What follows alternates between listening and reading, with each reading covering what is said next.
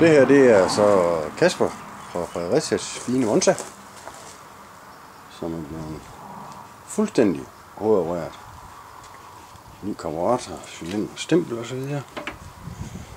Og vi har mærket en tændingskontakt, der duer, den står på ovnen. Det er godt nok.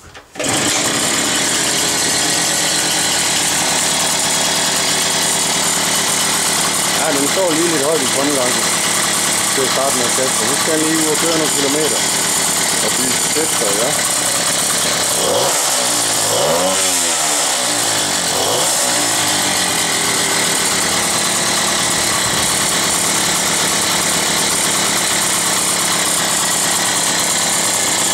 Og